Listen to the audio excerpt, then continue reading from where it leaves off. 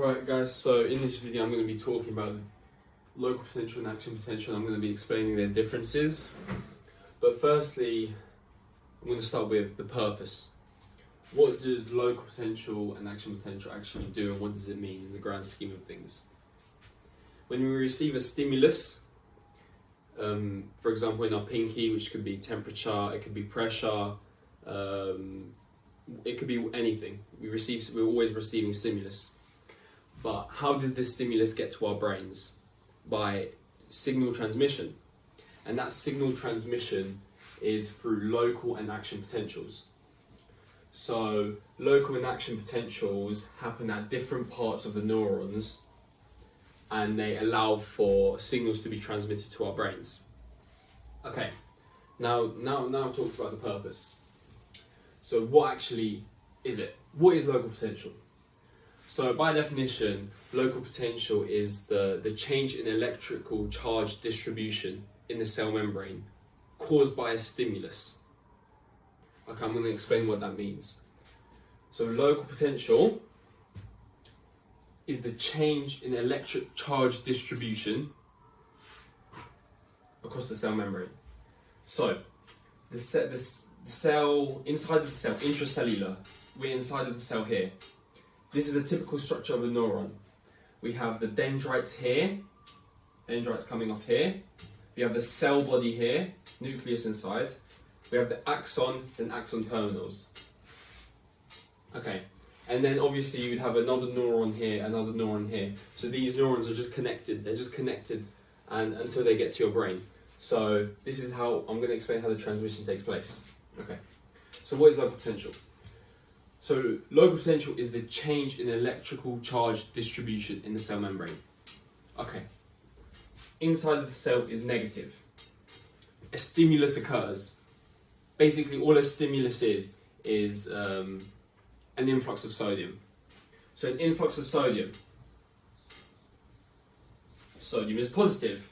Inside of the cell was negative. All this influx, due to a stimulus, changes the inside of the cell to positive. So this influx of stimulus, it was maybe a cat brushing against your leg, someone shouted at you, whatever, the wind blowing at you. It causes a stimulus which causes the cell membrane to depolarize. So you get this wave of depolarization in all directions. Here. So this is local potential. The inside of the cell, in the cell body and the dendrites also are depolarized. They're all depolarized. So that's local potential. And that happens as a cause of a stimulus. Okay. So what is action potential? So action potential is the conduction and generation of a signal once a certain threshold is met. So if this stimulus is big enough, if this depolarization is big enough, if this influx of sodium is big enough, we can stimulate an action potential here. So at this point here, it's called the axonal hillock, or trigger zone. It makes sense, a trigger zone. Here. If this influx is strong enough, we can stimulate action potentials here and along the axon. And that is done again by an influx of sodium here. But action potentials only occur if this threshold is met. Okay. So those are just the basics of local potential and action potential. Okay. So the first difference, local potential occurs in the dendrites and the cell body, and action potential happens along the axons and the axon terminals here. This is an axon terminal here. So I'm going to write that here. So dendrites plus CB plus cell body, and action potential axon terminal. Okay. So we receive a stimulus. it's big enough to stimulate an action potential. We get an action potentials here. The action potentials keep going. They cause a release of neurotransmitter, and we're back to step one. Look, we're back to step one with the dendrites, the next one. So once again, local depolarization, then action potentials, then we're back to step one with the dendrites. Depolarization again, local potential, local depolarization, and then we're back again to action potentials. So this is, once again, when I said how the signals are transmitted through our neurons, how the signal goes through your fingertip to your brain, local and action potentials. So this is the next point, the next difference. You might have noticed how I've put gate question mark here, pointing to this gate here, gate question mark here, pointing to these three. So these gates allow for sodium to influx in, sodium to come in. So a stimulus can occur. However, these gates are different. The gates in the dendrites in the cell body, the gates in the dendrite in the cell body that produce local depolarization, they're pressure, what could they be? Temperature, mechanical is very similar to pressure, and ligand gated, and that's just basically neurotransmitter. So yeah. So these gates here, they open corresponding to these factors here. If there's a high temperature, they'll open. If there's a high pressure, they'll open, so you get a stimulus. So those are the gates in the cell body and the dendrites for local potential. So this should be in here. So I'll just put mechanical plus ligand. But what about an action potential? So action potential, which happens in the axon, they're voltage gated. They only respond to voltage. Why does that make sense? Because they have the threshold of the voltage here. So they only respond to voltage. They don't need to respond to this temperature. They don't need to respond to what's going on here. If this depolarization is big enough, if this electrical charge change is big enough, if this voltage change is big enough, they open. So these have a threshold and they're voltage gated. Next difference, voltage. Okay. The next point is, I've kind of already touched on this already, but basically local potential is stimulus dependent. Local potential is always happening, and we don't even realize it because we don't get action potentials. So local potential is always happening. The wind is blowing through. I'm feeling it, but I'm not getting a response. You know, the weight of this pen in my hand, it doesn't bother me. I'm not getting an action potential from that, but it's still a local potential. You're always getting these local potentials, always. You don't even realize them. And 99% of local potentials don't actually meet the threshold of an action potential, so they don't get transmitted. So you don't realize them because they don't get sent. But they are happening here. So local potential is stimulus dependent. It depends on the stimulus, and you're always getting it. The stimulus coming from the influx of sodium in the dendrites. So stimulus here, more depolarization, stimulus, sodium coming in. But only sometimes, if it's big enough, will you get an action potential. So that is the next point. Stimulus dependent.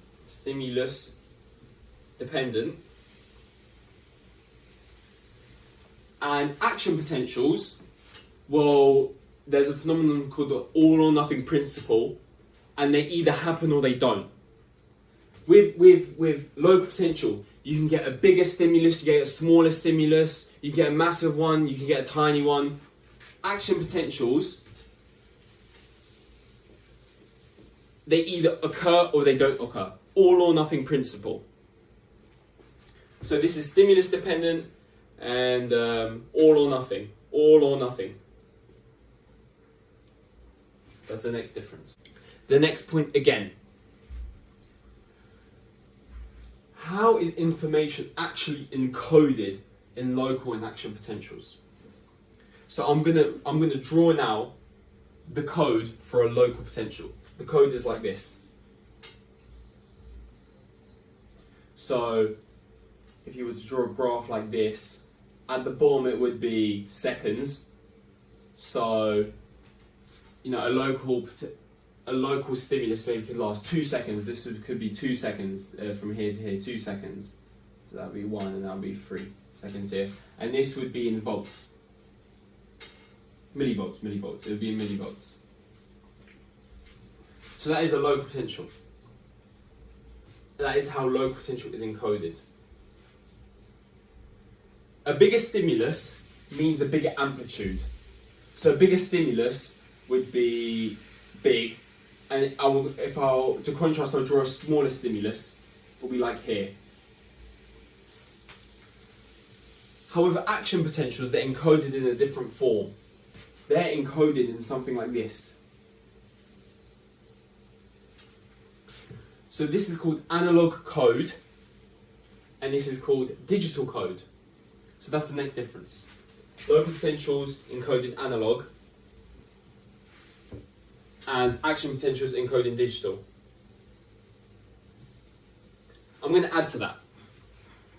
Analog code is dependent on the amplitude, because we've said it's dependent on the stimulus, dependent on the influx of sodium. However much sodium, however big the stimulus, however big the amplitude. However, action potentials, all or nothing principle, they're always the same. They either happen or don't. They're always the same height. The thing that changes is their frequency. So a stronger stimulus in an action potential would be like this. But a weaker stimulus would be something like this. And that's all because of all or nothing principle. It's always going to be the same height. So that's the next difference between local potential and action potential. Analog and digital, and what I'm going to add to that, amplitude, because it's measured in amplitude, and here in digital, frequency. Frequency. My next point, why is that? Why is the information changed from analog to digital? Because the change happens here. It happens here. So the information changes from analog to digital here because it goes from local to action potential. But why do we have to change it? Because of something called decrement. Decrement is the loss of information. So, firstly, think of from an evolutionary perspective. When you get information here about temperature, about pressure, you need it to be exact to your brain. You can't lose any information along the way. It needs to be exact. Of course, you will lose a bit. But what's your body's evolutionary mechanism to stop this? Okay. And the mechanism is basically changing from local to action potentials. Okay. When you receive a stimulus, it has to be accurate. It's encoded in analog. Analog is very accurate. Exactly how the stimulus is will be exactly the amplitude. It's very, very accurate. It's precise. So you get precise here. As the depolarization goes, you lose a bit. You do. As it's going across the membrane towards the trigger zone, it's losing a bit. But not a lot because it's a short distance. However, axons are a very, very long distance. I haven't drawn it to proportion here, but if you think this would be the cell body, the axon would really be like, it will be much longer. So the code has to change into digital because digital is not affected by decrement. But local analog code is affected by decrement. But why is that? Well, because digital is always the same amplitude. So how can it lose amplitude? This can lose amplitude the distance it goes. This same signal can be here. Then this same signal can be here as it goes. But it's a short distance, so it wouldn't be that big, only maybe here. But then along the axon, it changes into digital, and then it doesn't lose the information. That is how our bodies worked out this mechanism. It's realised that, oh wait, the axon is a really long distance. We can't lose information. We have to figure out a way to not lose information. And that's how it's done it. It's so, because of the all or nothing principle, it's always the same height, so you don't lose information. Okay, so then that was the next difference. Local potential affected by decrement. Decrement. No decrement. No decrement.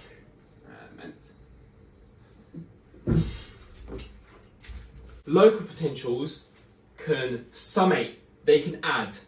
So you get a stimulus here, a stimulus here, a stimulus here. All these stimulus are adding, and then they're able to reach the threshold. But with action potentials, you don't get that. It's either it happens or it doesn't happen. It's a very similar point to point 3. So to go more in depth, you have different types of summation. So you have spatial summation, which is all of them firing, or you've got temporal summation, where one's constantly firing. So you're getting loads of sodium influx from this one, and that will be strong enough to reach this threshold. So that's the next point, nice and simple. Summation occur here, but no summation occurs in action potential. It's just all or nothing principle. It's either happens or it doesn't happen. None of this summation nonsense. Only summation happens here. No summation there. Summation. No summation. Right, the final point, and it relates to all these points I've said. Local potential is a passive process. Like I've said before, it's happening all the time. 99% of the things that are happening to you right now, as you're watching this, you're not taking in. It's not strong enough to reach the threshold to make an action potential. You're not even realizing the seat you're sitting on. You're not realizing the pressure it's putting on you. You're not realizing the light you're getting. Like, local potential happens all the time. 99% of the things just don't reach an action potential. Whereas action potential happens if the threshold is met. So that is the final difference. Passive, always happening, passive, and only if threshold met. So those are the differences between local and action potential. To summarize quickly, local potential happens in dendrites and their cell body through gates that are dependent on either pressure, temperature, mechanically, or ligand gated. So they open as a result of these factors to allow sodium to go in. And this occurs in dendrites and cell body. Whereas action potential happens in axons, axon terminals, and that happens only with voltage gated. No voltage gated present in the cell body and the dendrites. Only voltage gated present in the axon. Next, local potential is stimulus dependent. It depends on the stimulus. Whereas action potential is just all or nothing. They either happen or they don't happen. Next, local potentials are via analog code. What I was explaining here, they're dependent on the stimulus. Whereas action potentials are digital code, dependent on the frequency. A stronger stimulus will have a higher frequency. A weaker stimulus will have lower frequency. Next, local potentials are affected by decrement. They have the opportunity to lose information, but it's only from a short distance, so that's not a big factor. But through an axon, decrement would be huge, but no worries, action potentials, they don't lose decrement. They don't lose information. Decrement, they're not affected by decrement. Next, summation can occur with local potentials. They can summate here to create the action potential, and no summation occurs here. Once again, all or nothing principle, either happens or it doesn't happen.